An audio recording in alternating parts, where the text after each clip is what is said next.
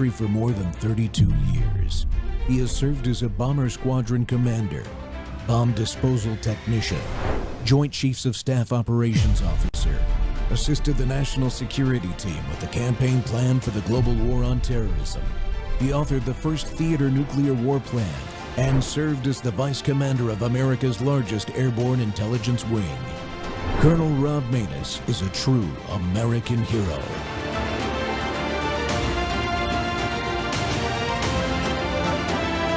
This is Rob Maness Live. You, I think, have written a piece here that at its core is just about the state of free speech in the United States of America. Charlie died practicing free speech. It's our bedrock freedom here. Tell us about your piece and some of your instant reactions and reflections on the murder of Charlie Kirk. It's been a tough week, obviously, for everyone.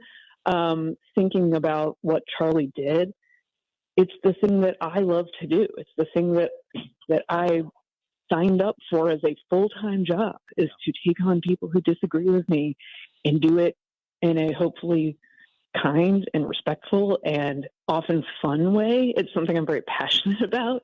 And I like doing it on college campuses. And so to see someone who is a friend of mine lose his life for debating is more than disturbing. And it makes me scared of what college campuses will look like in the future, what debate looks like in the future. And I just admired him so much for going into a lion's den, which I didn't realize was quite so literally a lion's den as it ended up being. And I will continue to go forward and do that stuff and take some of his bravery with me as I do it. Yeah, you're raising the issue of the state of free expression on college campuses. And you point out that there's a survey of college students recently. In it, 34% of college students believe violence is sometimes justified to silence a speaker on campus. I, like you, like to be on college campuses. And you make the argument in your piece that colleges, universities need to do more of this. It needs to be normalized. These debates need to be normalized. They shouldn't be treated like, Charlie Kirk or Mary Catherine Ham shouldn't be treated like an exotic zoo animal on a college campus. It should be normal for people with different ideas to be in those to discuss their ideas with people who don't agree. Welcome back to Training Tuesday, folks. The Rob Maness Show is live on Worldview Tube and our X Spaces simulcast. You know, the light of free speech illuminates the dark side of man. And when we see that dark side of human nature in that light, should we take action to prevent the consequences that can and do happen? America's friend, and I say that in all seriousness, he was a friend of America. Our friend Charlie Kirk, the strongest free speech advocate I've known my entire life, was gunned down publicly for practicing it as he had done thousands of times on a college campus. But now we hear calls to curtail the very action he took every day of his teenage and adult life out of fear that more violence will happen. Our great people have approached the right of free speech with courage since before we were founded. Why should we stop now?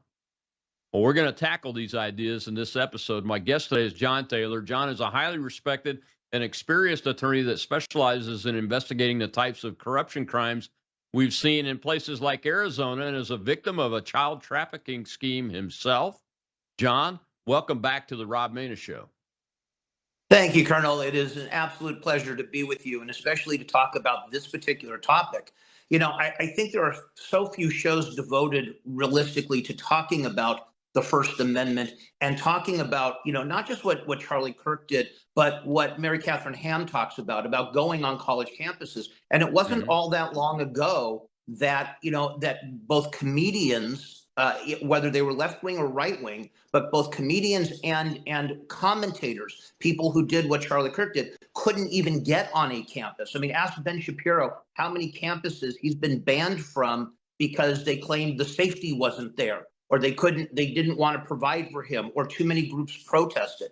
It is an amazing topic. And the funny thing is about this one is I started talking about this, 35, almost 40 years ago when I was at UCLA, because the seeds for this problem were sown an awfully long time ago. And what you see now is just simply an outgrowth of it. You're absolutely right. what are some of the tools that students have available, especially university students have available, if we start running up against these administrators and professors now that want to use this as an excuse to stifle their freedom of assembly and freedom of speech on these college campuses? I think that's maybe the best question of all. One of them, which is very unfortunate because it's expensive, one of them is for speakers to have greater security with them than what they've previously had. We don't need to go necessarily to a Secret Service level, but Hmm. Charlie kept with him a number of experts in the field of security. The problem is that they weren't really allowed to do a pregame where they would go and walk around, check out buildings, make recommendations, get security there. I mean, one of the things we're going to find out about this is that there were a total of 6 officers present for this event. Now, obviously, 20 or 30 officers would not have made a difference if they weren't looking at the kinds of things that Secret Service is supposed to look at. But when you see the Secret Service failing at this in Butler, Pennsylvania, it certainly makes it harder to make the argument that, hey, we can do something different here. However, that is step number one, is that those people who really have that level of controversy are going to have to step up on the security. You're going to have teams that come from Secret Service that know how to look at an entire area, that will fly drones over during an event. A drone flying over during an event might have caught this, might have shown somebody on a roof. Those are at least the starting points. But in addition to that, look, if having an event outdoors really is a problem, really can create a harm, you might have to bring them indoors. You don't want to stop the speech. And the idea of outdoors, which I think Charlie loved so much, was the idea that it brought people together, that people could be walking to their classes or walking across the quad and hear that there was a guy talking and hear there was a guy saying things that maybe they didn't disagree with, and they could join in. It wasn't a formal ticket buying process. He did those events as well. He spoke at actual events. Hmm. Usually these kinds of outdoor events, were preceding events to his speaking indoors. But it's a matter of, trying to get students in. And, as long as you can get heard, that's probably the most important thing you can do at this point. Yeah, yeah, it is. It is the thing, John. I mean, free speech, as I said in my opening, we've been fighting for it and recognizing that it takes courage to do it since before our founding. It's the reason why we exist is because we fought for it, and I think we need to keep fighting for it now because as you could hear in the opening there with Mr. Jennings and Mary Catherine Ham talking about their concerns about one side being able to squelch free speech, and it's actually the speech that is the truth. Uh, that's a major concern, isn't it? It's more than a major concern. The problem on college campuses has not been right. It has been extraordinarily left.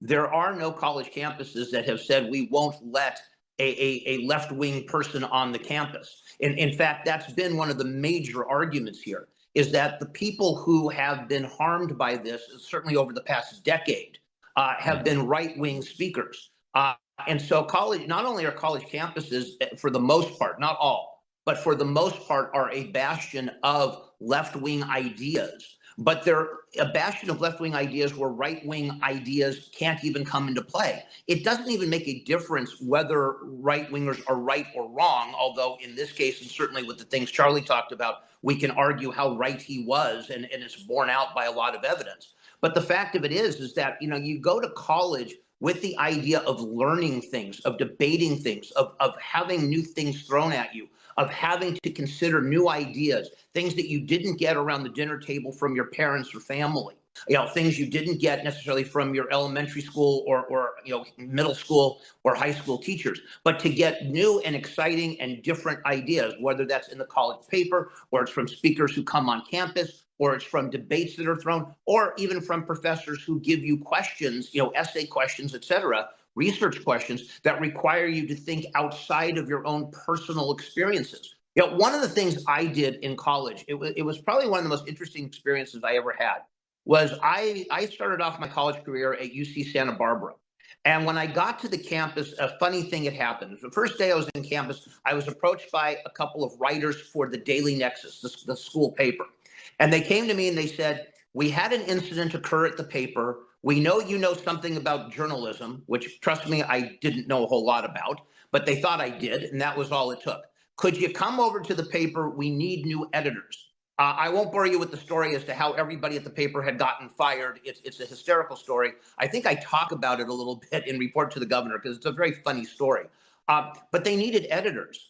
And they sat me down at one of the offices and they said, you're now our editorials editor. Congratulations. I'd been at school 3 days. I was now the editorials editor of the Daily Nexus. And that was quite interesting because nobody asked me my political leanings, which were not quite in line with the school newspaper. You know, most school newspapers, including the Daily Nexus and the Daily Bruin and the Daily Cal, were essentially left-wing papers. They wrote left-wing stuff.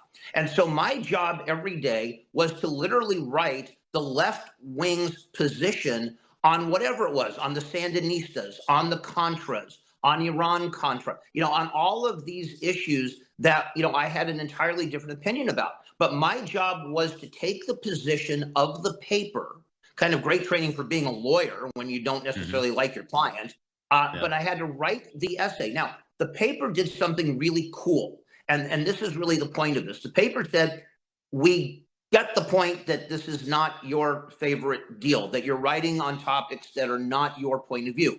So what we're going to do is we're going to give you a bylined column, and every week you can write your own column under your own name where you say something entirely different, because that way we get the editorials that we want to secure a particular position, but we also get the students being able to read the other side. And so I went on for almost a year being able to write editorials that were contradicting exactly what I had written, you know, 2 or 3 hours earlier. And that's what students at colleges should be able to do. They should be able to write from both sides. They can disagree with one vehemently, but they should be able to at least make the arguments, understand the arguments. And if their arguments, their personal arguments are better than in their own columns, in their own byline column like I had, they're going to be able to say that, and they're going to win the day. That's what college is all about, and that's a far cry from what it has become. Yeah, that wouldn't happen today, would it? I mean, you can't even, I don't think, get hired by a corporate media company if you have, if they look at your social media, for instance, and see that you're conservative. Let's just put it that way in plain terms. Well, they're let not me going to say hire something. you. Yeah, let me say something about that, because I want to be very fair about this. I'm currently, as I think you know, Colonel, I'm currently a graduate student. At my age, I went back. I'm working on master's to PhD. I'm likely going to be teaching some level of political science at the undergraduate level starting in January. I couldn't be more thrilled. The university where I'm going, I'm going to keep them nameless for now, but the university where I am attending is not necessarily conservative, but it certainly is much more in tune with teaching about the founding fathers, about teaching about the Constitution, about teaching how the Constitution came about. What were the arguments? What were the debates? What's in the Federalist Papers? The concentration of that is really unique. You do not get this, you do not see this from most other universities. So kids not only graduate having very little U.S. history and absolutely nothing about the founding of the country, but probably, I think even worse, you know, no sense whatsoever that the world began before the date of their birth. They have no idea how this country got together. They have no idea, you know, about Madison publishing things in the newspapers of, especially of New York, under the name Publius, and what he wrote and what he said. You know, thank God, you know, I found a university that it happens to be a public university. Let me just say that. This is not a private university. You know, this is not Liberty University where they have that luxury. This is a public university that is allowing me, as somebody who is, you know, obviously much more of a conservative voice, to voice that opinion and do so in a meaningful way to the students. And of course, again, my job as a teacher, which is different than as a graduate student writing a thesis, is to get students to consider other ideas. If you're liberal leaning or a Democrat, I'm going to get you to consider Republican ideas. If you're Republican, I'm going to get you to consider Democrat ideas. I'm going to make you think. That's my job as a professor, make you think, not indoctrinate you. And like I said, fortunately, I found a university that does that and believes in that. And by the way, it was one where 2 years ago, almost to the day that you and I are speaking right now, 2 years ago, Charlie Kirk was at and was talking to the students. They permitted him on campus. They permitted him to talk. They permitted him to make a presentation. You know, that's the school I want to attend. You know, one of the things I would say to parents out there, and I'll leave you with this, Colonel, one of the things I say to parents out there is there are still public universities that do believe in freedom of speech, in freedom of ideas. If you're sending your child to school, find those. Yeah. Find those and send your kid there. They will be so much better off for it and will get such a better education out of it. Yeah, you're absolutely right, John. We got to take a break here. When we come back, we'll see a little clip about getting fired for free speech and what free speech really is in the United States of America. I'll be right back with Attorney John Taylor.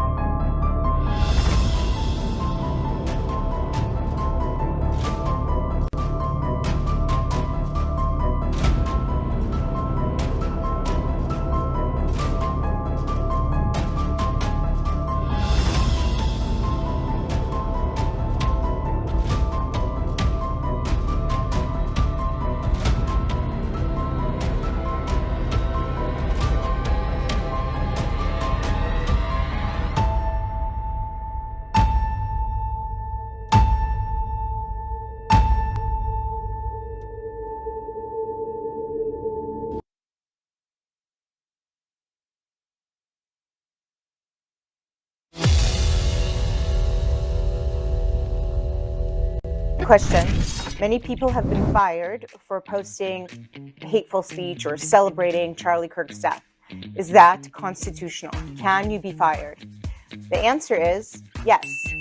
Free speech, First Amendment, protects you from government action, but it does not protect you from your employer in the sense that if your employer feels that your posts, your tweets, your pictures somehow interfere with your employment, he has the freedom to fire you, mostly. Don't bother quitting because you're fired. Excuse me? Unless you have a contractual relationship and the contract indicates otherwise. But here in California, we're mostly at-will employees, so your job is up for grabs. Welcome back to the Rob Maness Show. It's Training Tuesday, and free speech, you know, it's under attack. The most visual, palpable incident of that is the public execution of Charlie Kirk on a college campus practicing free speech and the free exchange of ideas. The core value, absolute core value of the United States of America and the men that founded this country and wrote that Declaration of Independence and that died for it and continue to die for it. So we are under attack. But free speech is, the protections are from the government. And my guest today is John Taylor. And I don't think a lot of people understand that, John. You're an attorney, that it's the government you're protected from a free speech perspective, not necessarily your employer. You know, I think this is probably the biggest misunderstanding there is, both about our Constitution in general, but certainly about the First Amendment. You know, you are not protected from your employer. You are protected from the government. And it's what we call the Establishment Clause. We think of it oftentimes with religion. The government will not establish a religion. But it's the government will establish no laws that prohibit free speech. The government will establish no laws that prohibit free speech. You know, one of the things that we haven't really mentioned, and it's not something that was big in Charlie's work per se, but it's part of this discussion and it's very important. Cities like New York have passed ordinances over the years that say that if you misstate somebody's preferred pronoun, you can be fined by the government. You can be ticketed by the government. So if I say, you, he about you, and you want to be known as she, and I mislabel you, I can be fined for that. Here's a hint to New York. No, you can't.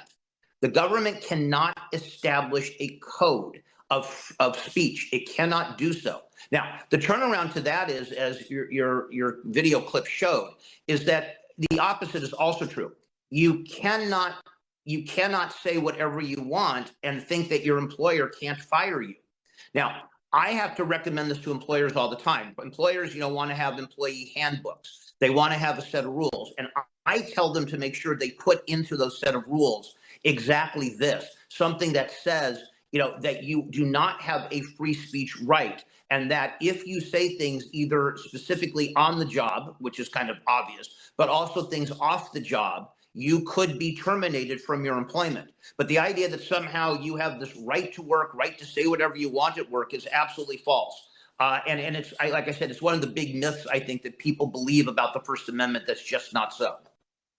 Yeah, and that this pesky thing called freedom of religion is in that First Amendment too, John. And if government chooses to try to make me use a specific speech code that goes against my beliefs, like the pronoun issue does in my case, that's a violation of the First Amendment too, isn't it? Correct. And that's, like I said, that's what you see in New York and a few other cities tried to do, was create a speech code that said you could be fined for not using certain speech. Imagine this. It's not even the government telling you what you can't say. It's the government commanding what you have to say. Yeah. That is about as far afield from the First Amendment and what the Founding Fathers intended as you could possibly get. What's, I think, more interesting is that over the last 10 years, the First Amendment cases taken up by the Supreme Court almost entirely have had to do with this balance between free speech and freedom of religion. And so a lot of these cases, which I'm sure you're well aware of, involve, whether or not I have to bake a cake for a gay couple that wants to get married, whether or not I have to create a website for a gay couple that wants to announce their wedding. Again, the Supreme Court has come down nearly unanimously on the idea that no, you don't, that your freedom of religion trumps somebody else's freedom of speech. And so that if the speech infringes on the religious values, like you just mentioned, that becomes a huge deal, and freedom of religion will always win. That's what the court has told us. Yeah. And similarly, well, let me go to the audience. There's a hand up in the audience. Let's get that question first, and then I'll ask you my question follow up. Go ahead, Shell. We have Naomi, sir. Hello, Shell, Colonel, Drax, and John. John, congratulations. I can't think of anybody better to be in the system and take care of our young people. It's exciting. It's an exciting time. My question, I promise, Shell, I'm not going to do a story, but my question is, as we proceed and we have all these young people, I'll tell you, Minnesota was a shock to me last night when I saw all the young people in Minnesota, considering what's going on there. As we move forward and develop our young people, I'm involved with a lot of veterans benefits in the VA. Don't you think it would be a good idea as we approach our young people to prepare them for what lies ahead if they decide to go into the military, via ROTC? We as older people now are fighting hard for our due. And I think it would be a good idea. And I just want to know your thoughts and the Colonel's thoughts about looking at our ROTCs and what we can do to prepare them for their future as well. All right, thank you. I'll give you something interesting on that. One of my closest friends in college, who was in most of my political science courses with me, was a guy named Bill Abb, who is now a highly decorated military officer.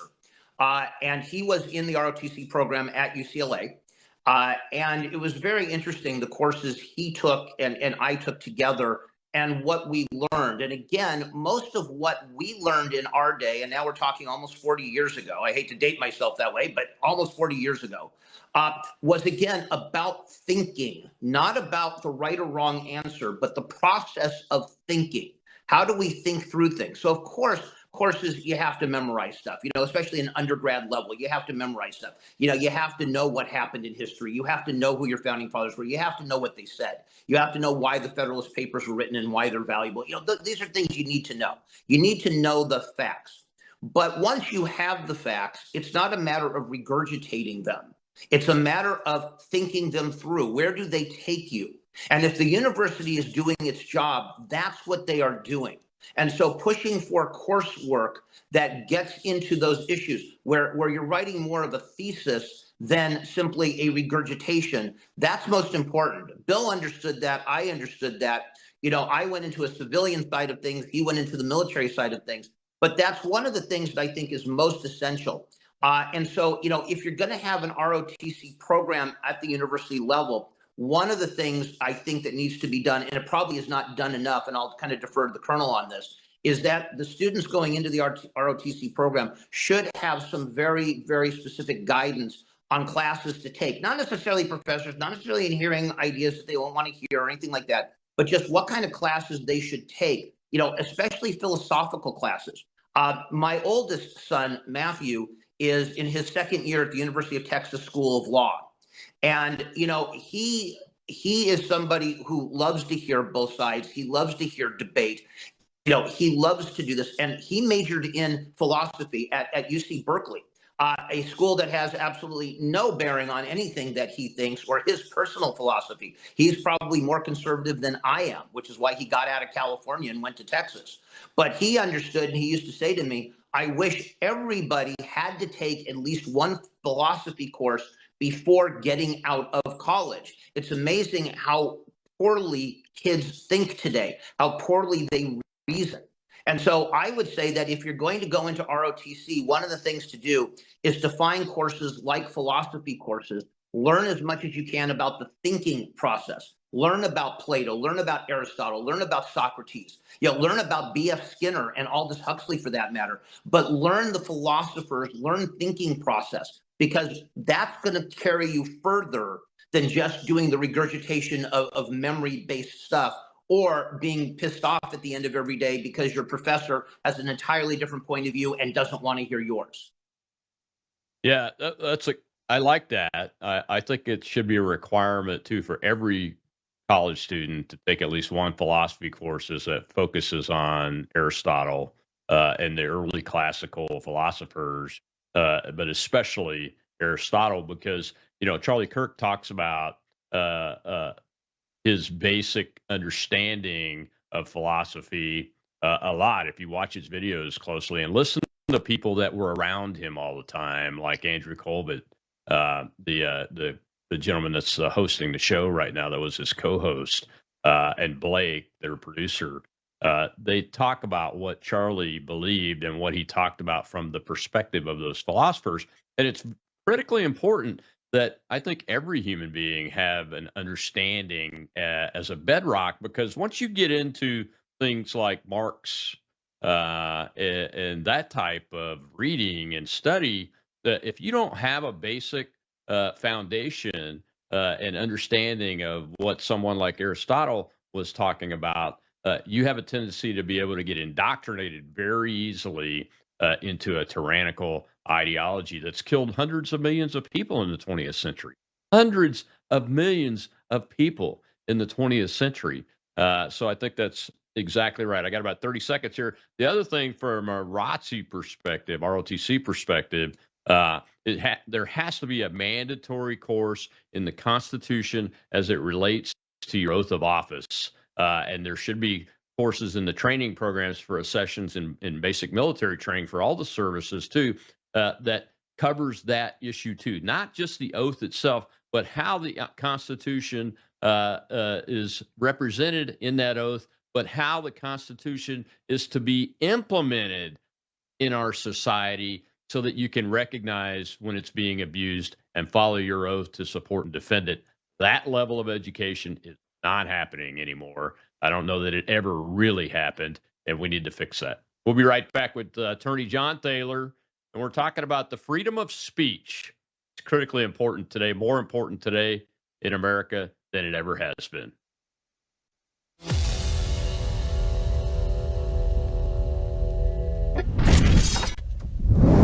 News is moving faster than ever, and so are we. Worldview Tube brings you 24/7 live stream coverage and now real-time alerts when it matters most. Once you have the Worldview Tube app installed, exit the app and navigate your way to Settings.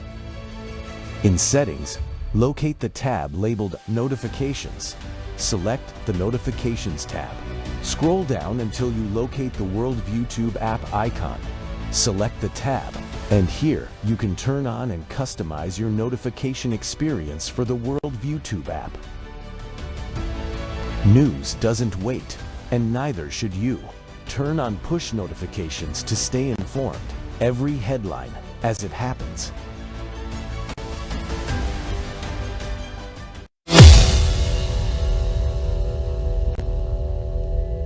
In light of what happened to Charlie Kirk, I'm concerned that there are those who might try to take away free speech or to curtail it or to cool it or to slow it. And people say that the free speech that we have is what caused the assassination of Charlie Kirk. And that's not true. That shooter is responsible for their own actions. And we see people losing free speech in the UK. And we cannot have that in the United States. So I encourage everyone to be vigilant and to be watchful and to make sure that nobody is trying to cool your free speech, because free speech is powerful. We can use it to defend ourselves and protect ourselves. God bless. Welcome back to the Rob Maness Show on Worldview Tube and our X Spaces simulcast. It's Trading Tuesday. My guest is Attorney John Thaler, and we're discussing free speech there. That was Kobe Markham. He's a candidate for governor in the state of California, believe it or not.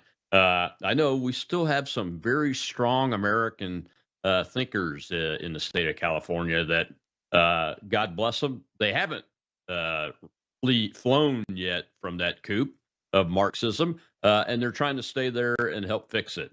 Well, John, one of the things I wanted to ask you about was this idea of hate speech laws, and whether you think that hate speech laws have contributed to the indoctrination of some young Americans that think it's okay to kill somebody for their words.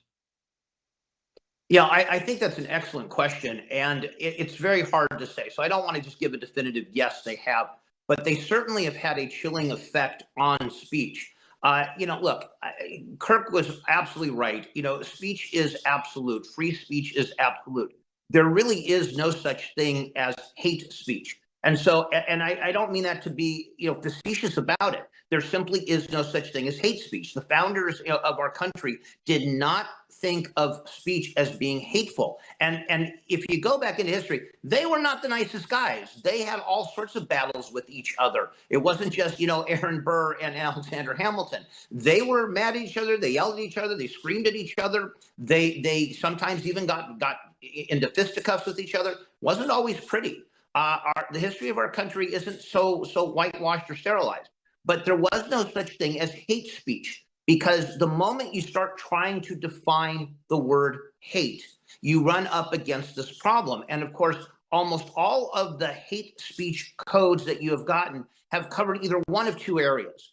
And one is kind of more benign, one isn't. The more benign area of hate speech codes have been ones against religions. If you say something about Jews, if you're on college campuses and you say something negative about Jews, you say something about wanting Jews to die, river to the sea and all the things that go with it. So those are a little bit more benign, because at least they come from a particular angle where we're trying to protect people from what we perceive as ultimately physical violence, of basically calling for people's deaths.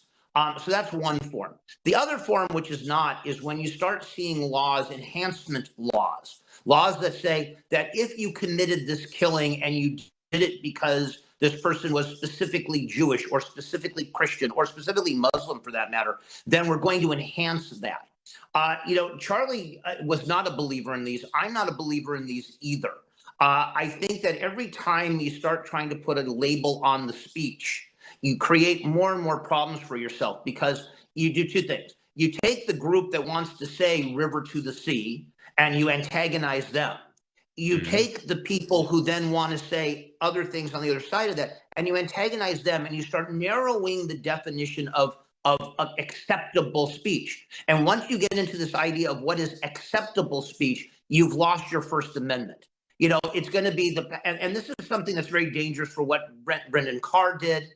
This is kind of dangerous for where the president is even going with this. The FCC should not get involved in the Kimmel matter. It should have stayed totally out of it. If Kimmel wants to say stupid things and have an audience share of 1.6, he's free to do it. He's going to get canceled anyway. That show's going to be off the air. It doesn't require the government getting involved because all that happens, and it has happened, is that when Biden was president, we had his administration, specifically telling, social media companies what they should and shouldn't say and pressuring them. We've got to get out of this pressure business. People have to have a right to be ignorant. They have to have a right to say stupid things. And the rest of us have the right to call them out for it. That's what free speech is about. And the moment you lose that, like I said, you've lost the First Amendment. It is not just a slippery slope. It is a steep decline. And that's what we have to fight against. It's a steep decline to warfare, open warfare. And I'm not talking about words. My opinion is that when you drive people from the public square and their ability to speak and think freely, you drive them into basements, back rooms, fields out, cabins in the wilderness where they isolate themselves and they convince themselves more and more and more, like what you heard from in our opening clip, where some college students, many on the left, are saying it's okay to use violence to stop speech that you don't like. That's where that is coming from, and I think these laws have led to that in a lot of circumstances, where those ideas, they get incubated in these closed areas and then come back out in places like universities, and usually they come out at the barrel of a gun. And I think that's one of the things that's happened with Charlie Kirk and the attempts on President Trump's life and the killing of the CEO of United Health, another public execution, and it's coming from young people on the left primarily. Well, I think I agree with you, Colonel, in one aspect of this, but I think in some ways, some of this tends to miss the point. Look at the studies that we now have coming out on mental health disorder and young people. Look at the studies that we have coming out on how unhealthy mentally young people are, and especially people who essentially have their political leanings to the left. We even at adult stage, we see now that if you ask adults who are registered Republican about the state of their mental health and their happiness, they are far happier. They have far less mental health problems than those on the left. What I think we miss about this is the excuses. We've become an excuse-driven society. And by that, what I mean is that we keep creating these hate laws, these hate speech things, these hate speech codes on campus, words you can't say, words you're not allowed to use, et cetera, because we're trying to kowtow to mental health disorder. We've done that for years and years and years with the trans movement. We've taken a mental health disorder and we've tried to normalize it. And look at the consequences that it's had for young people transitioning, making that decision to transition and taking either medication or getting surgeries prior to at least being 18, and doing so without the proper mental health care. We now have major studies in Britain, major studies in the United States, many of which were suppressed for a number of years, that tell us that you don't treat the gender dysphoria. You treat the underlying causes of the gender dysphoria. But when you say, no, you can say whatever you want, you can be whatever you want, there's no limits, we don't even have to define what a man or a woman is. There's a great clip of Charlie talking to somebody about this. And he says, what's your definition of a woman? And he said, a woman is anyone who believes that they're a woman. If you claim to be a woman, you're a woman. That's the definition. And of course, Charlie points out how circular this definition is. But this is the problem. We have told people you are however you feel. What I've said for a number of years about this, and I think it goes to this particular issue, is that we lost control over society in many ways when we told people that logic doesn't matter, that feelings do, that the most important thing you have are your feelings. And that if someone else doesn't respect your feelings, no matter how odd or strange or illogical they are, that's their problem and they should be punished for it. They should either be ostracized or, in the case of hate speech or hate codes or these college campus speech codes, they should be shunned and driven away from the campus, driven away from the argument, driven away from a platform to speak. That's what we've done. And until we get back to the fact that there are objective truths, that you're entitled to your feelings, but that's something that you have to work out with your therapist, not something that everyone else has to kowtow to. You're not going to get back to this issue of free speech, because the moment I say something that offends you, at least in a certain environment, I could be fired from my job. I could lose my ability to teach. I could be told you can't come to the school anymore. You're being charged with some kind of almost, a pseudo crime for saying something. I can tell you that, early on in the graduate school process, even and I've talked to the professors about this, would look at my papers before I turn them in. And I write usually 2 papers a week. So before I turn the papers, I look, should I use founding fathers or should I use framers? Should I say, illegal aliens, or should I say, should I say something else? Yeah. It is a constant battle to determine this. And, it's something that I have to consider when I write. Now, fortunately, I have very good professors. I can talk to them about this. I can explain to them my fears. I do explain to them my fears, and they are terrific about it. And so I really get to say what I want to say the way I want to say it. But it's not without the thought process of, is that the right thing to do?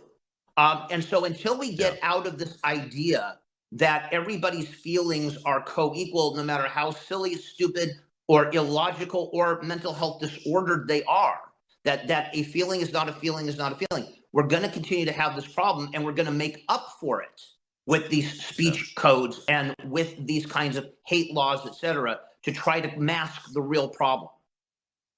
Yeah, the real problem is we're getting killed on this side, while we don't believe in that because we believe in the right to life. And the other side apparently has lost the ability to reason. And our whole society and our framework is built on logic and reason.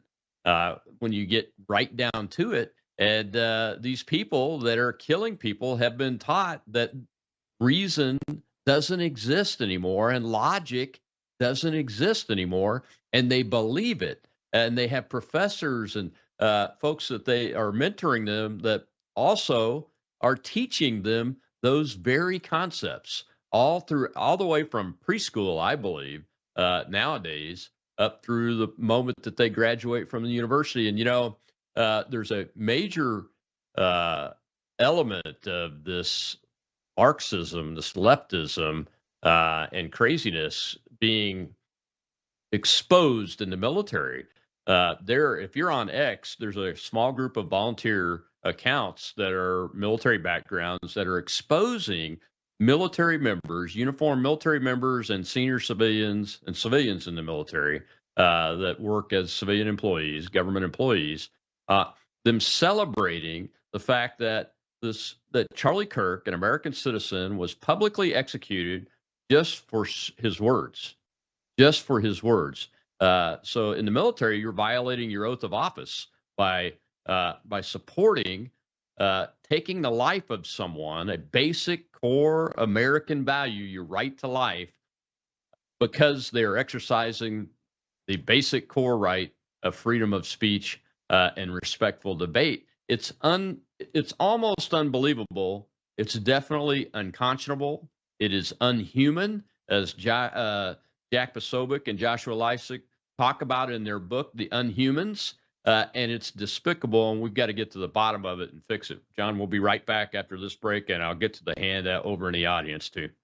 I'll be right back.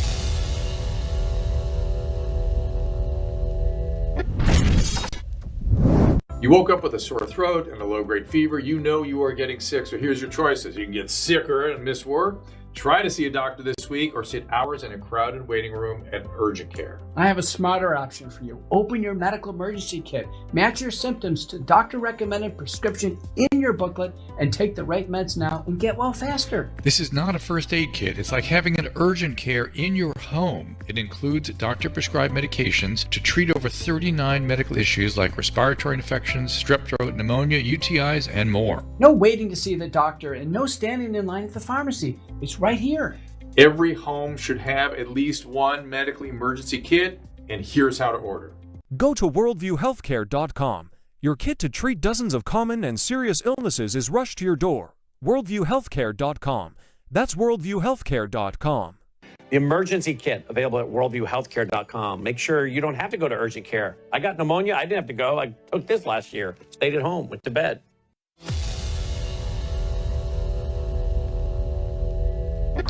Hello, I'm Shakari Briggs, and I'm a reporter with the Houston Chronicle, and I'm here at the University of Houston asking students if they feel comfortable expressing their views online in light of recent firings and expulsions of professors and students across the country for their comments about Charlie Kirk. You know, whenever I look at what's going on around different universities, and like, even if sometimes like the students who kind of got expelled because of their actions, like I wouldn't necessarily agree with the way they express themselves, I'm definitely like, it's still like concerning to me because it makes me feel less comfortable expressing myself.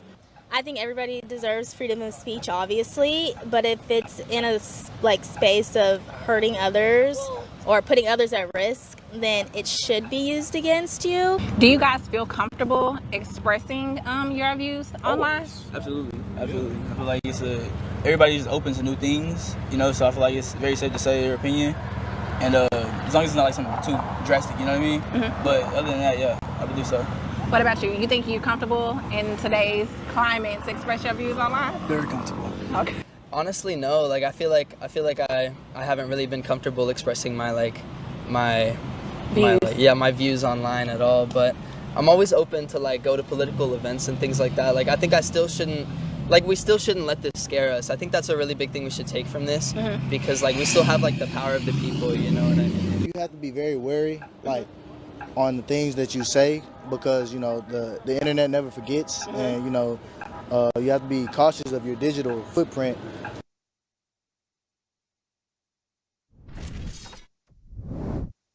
Welcome back to the Rob Maness Show. We're live on Worldview Tube and our X Spaces simulcast. And today's Training Tuesday, and we're talking about free speech and how it illuminates the dark side of humanity. We have not only struggled, but we've battled that since before our founding here in America, and we're going to continue to battle it. That's what Charlie Kirk was doing when he died. He was doing what he was doing when I met him in 2013, when he was still, I think, 19, and TPUSA had just started. He was going to college campuses and practicing free speech and free exchange of ideas with people, especially people that opposed his ideas, and he was persuading them. He was very effective at persuading young men and women across this country on college campuses that the ideas they had been fed by their professors and all kinds of adults that are supposed to know what they're talking about were basically BS, and that the American ideas that Charlie talked about were the right ideas. And I think that's one of the reasons why he was martyred as a Christian martyr, is because he was good at persuading people that the ideas that he stood on and America stands on were right and the others are wrong to continue with. And for all of our sake, we need to continue that work and persuade young people and adults that are some half crazy these days in the Marxist world in America, that the American ideas of the right to life, freedom of speech, the right to own private property, the responsibility and duty of Americans to serve their country in one way or another, to help defend it if necessary, those concepts are the right concepts, and they lead to a free people that are prosperous, and the others only lead the road to death. Well, my guest today is John Taylor. And John, we've got a hand up in the audience. Let's go ahead and take that real quick before I get to my next question for you. Go ahead, Shell. We have Buxter, sir. Thank you, Shell Colonel. Yes, Mr. Thaler, my question is this. This is obviously an extremely complex issue to try to tackle. I don't think we're going to, and I agree with you, mental health and everything that you said is right, but I don't think we can solve all that quickly. But do we really have free speech if one side can fire you from your job because you don't say the correct pronoun, but kids on campuses can cheer Charlie Kirk's death and, chant from the river to the sea or death to the Jews or death in general? So shouldn't we maybe turn the conversation to equal application of the law? If, it comes down to rules for thee, not for me. If we're going to have absolute free speech where anybody can say whatever they want, then the consequences of doing that should be equal, should they not, sir? No, because it tends to fall under the category of two wrongs making a right. If you look, I think one of the things that Charlie Kirk leaves behind is what you saw in the immediate aftermath of his death, and what you saw, over the weekend in terms of the memorial service. You have to understand that the media presentation, the mainstream media presentation, is never going to be accurate, because the mainstream media has a very particular political point of view. But the reality is that Charlie Kirk was hugely popular in this country and hugely popular throughout the world. And you would not know that if you simply watched mainstream media. So you have to kind of divorce yourself from the fact that if they're doing something bad, we're going to have to do it too, or at least come up with consequences that are equal to solve a bad situation. The beauty of what Charlie Kirk did was he went on college campuses as kind of the forefront of the movement. I'm going to go talk to people. If you want to fix this problem, it's exactly what you see happening. You see 65,000 new applications to become TPUSA members, to become part of Turning Point. You see all the people who have now, joined them online, who have joined their cause, who have donated money to them. That's the way you do this. And I'll say one more thing about this.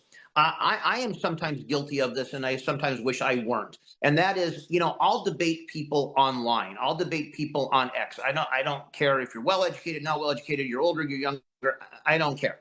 If you're going to make comment, I'm going to comment. One of the things that I try to practice, and I'm not always very successful in it, because I see a lot of comments that just, sometimes make my blood boil. But one of the things I try to do is, if I discern that this is not a hate-filled person, this is an ignorant person, this is a person who's not educated, I'm not going to be so condescending into giving them a lecture. But I am going to try to at least, follow what another Charlie did, Charles Krauthammer did. And that is try to understand where exactly they're coming from and find an angle where I can tell them something that may not sink in the immediacy of an X chat, but might sink in over time. We all can be better at this, rather than just, you're wrong, I'm right, you're wrong, instead of the flying off the handle kind of thing. If we join groups like TPUSA, if we join other free speech groups, if we practice that every day in a way that's respectful, it does come around. And again, as I said, consider the difference between the media presentation of Charlie Kirk and what you just saw in terms of the multi-millions, probably hundreds of millions of people who not only watched the funeral, but are now even that much more ingrained in the idea of free speech. That's how you get it done. Now, look, if I had been at the UCLA campus last year when those hoodlums who were chanting River to the Sea blocked the library, blocked the Powell Library, trust me when I say they would not have blocked it for more than a minute, because I would have told them in no uncertain terms, either you're letting this Jewish person pass or you're losing limbs. There's some things you don't put up with. And that kind of nonsense I won't put up with. If I had been on that campus, I would not have been blocked from going anywhere. And if anybody didn't like it, too bad. And if there's a legal consequence, I would have faced it, because there's some things you simply can't allow to stand.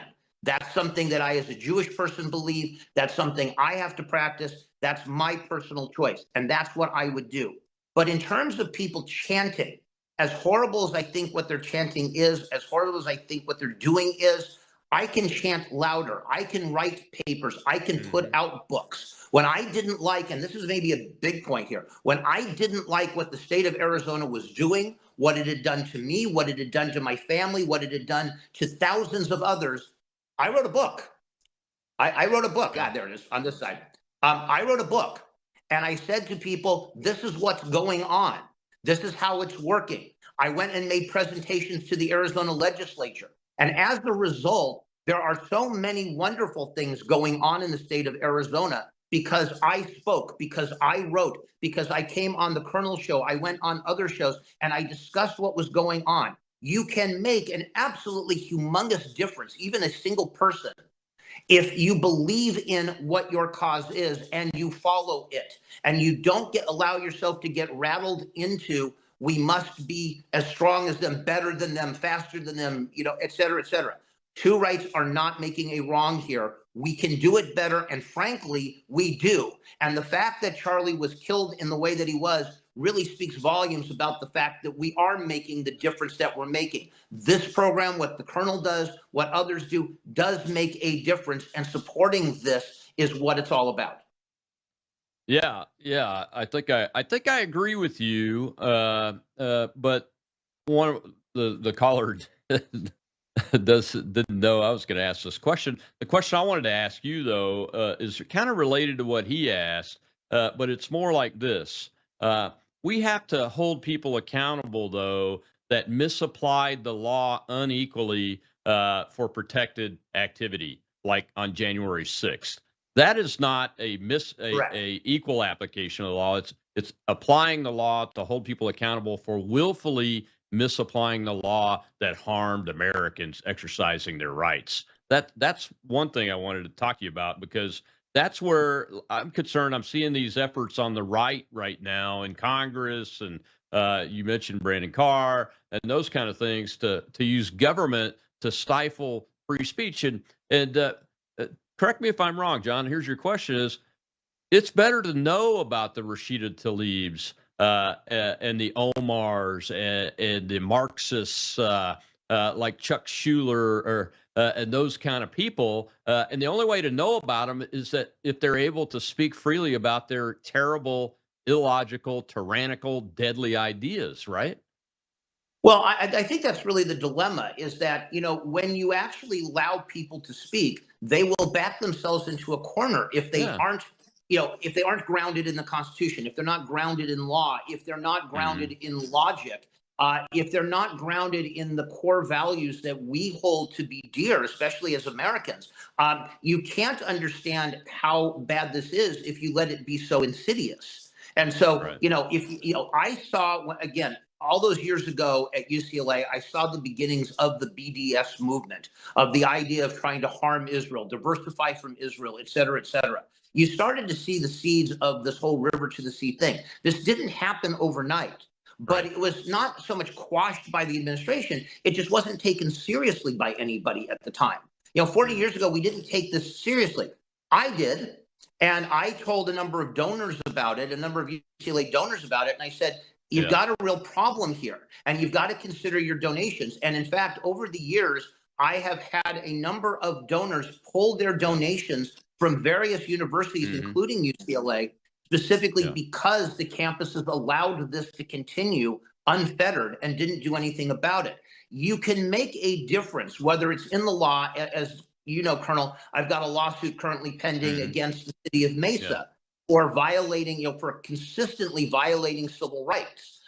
You can take legal action. You can fight in the courts. You can fight in the marketplace of ideas. I mean, imagine, Colonel, where you would be, where I would be, even on X, if Elon Musk hadn't bought the platform. You're exactly right, John. And unfortunately, we're out of time, and that's where we're going to have to end it. But I will get you back soon. because we're going to have to talk a lot more about freedom of speech and this concept to get people better educated about it, how to exercise their rights, and how to protect themselves and protect their country through free speech. Attorney John Taylor, my honored guest today. Thank you, sir. We appreciate it. Tomorrow's Whistleblower Wednesday, folks. Subject is the book Raven 2-3. You don't want to miss it. I'll see you then on Worldview Tube.